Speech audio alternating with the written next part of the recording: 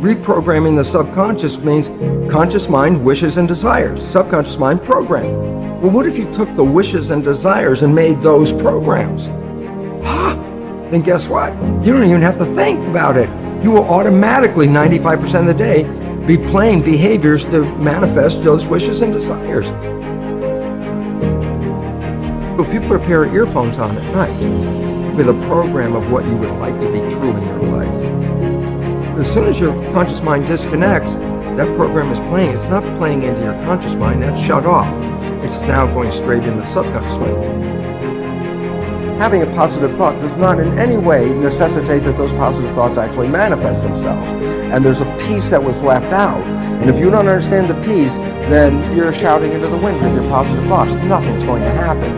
And the fact is this, when you're having positive thoughts, you're using your mind. The mind influences biology, but there are two parts to the mind that are completely different than one another, yet they work together.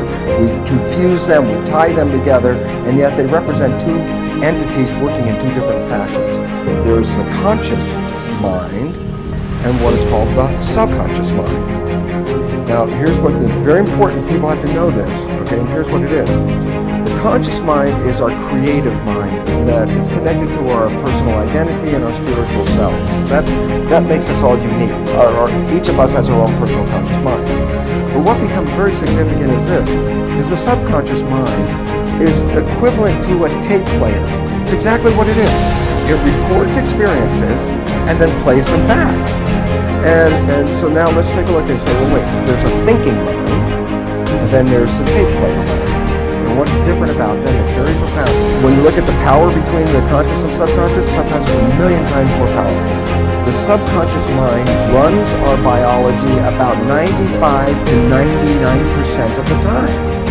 So while you're having all these wonderful thoughts, that's not the conscious. The conscious mind's not running the show. It's a subconscious mind. So blaming the subconscious mind as a negative thing is the first mistake. It's a tape player. The programs that we got, that's the source of the problems that we face. And these programs could limit our abilities and take away our powers, which essentially they do. Now, the relevance about positive thinking is this. Positive thinking is a creative thought that comes from the conscious mind. Okay, so I sit here and I'm going to have all these wonderful thoughts. I'm going to close my eyes and visualize all these wonderful things. Now stop and go back to the mechanical character of it. I'm having these thoughts with a little tiny processor called the conscious mind, and I'm competing with the programs that are in the subconscious mind. So if I have a thought for being healthy or being in a good relationship, and I'm doing positive thinking, and at the same time, I have acquired programs in my development that said, you're not as healthy as you think you are, and you're not that good a person to have those kind of relationships. Then look, I'm now pitting my positive thoughts against my programs, and they're opposite. But this one works on a little tiny processor, and this processor is a million times more powerful. So right away, it's like, who's going to win in that challenge? The answer, of course, the subconscious is going to win, okay? But here comes the other part.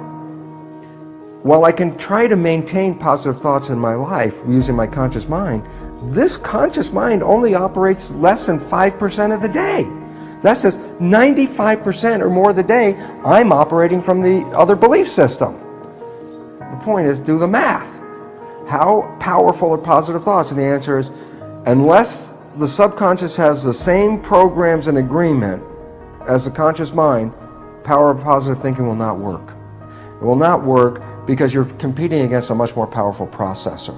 So the idea is, when life doesn't work, when you don't find that relationship that your positive thinking was looking for, when you don't get that health that you were looking for because your positive thinking was asking for it, we have a tendency, therefore, to blame the outside world because, as far as I know, my intention was for all these wonderful things. And when I don't get it, it can't be me because I have all these wonderful positive intentions. What we didn't see was, while we were having those positive intentions, using our conscious mind for those positive intentions, the subconscious was running the show. And we didn't see that we generally sabotage and destroy or limit our own lives with behaviors that are not supporting us. Every night when you go to bed, just when you're just falling off into sleep, consciousness is disconnecting. The next period of your brain operation while your consciousness is disconnected is theta, which is the same brain function as in the first 7 years. So if you put a pair of earphones on at night with a program of what you would like to be true in your life, as soon as your conscious mind disconnects, that program is playing. It's not playing into your conscious mind, that's shut off. It's now going straight into the subconscious mind. So it's called auto-hypnosis. You don't need to go see a hypnotherapist. You just have to pick out what program would you like to have that you don't have, and they sell these programs at all kinds of places. Okay. So reprogramming the subconscious with wishes and desires means you don't even have to think about it. You will be successful because 95% of the day, your program automatically will be seeking your wishes.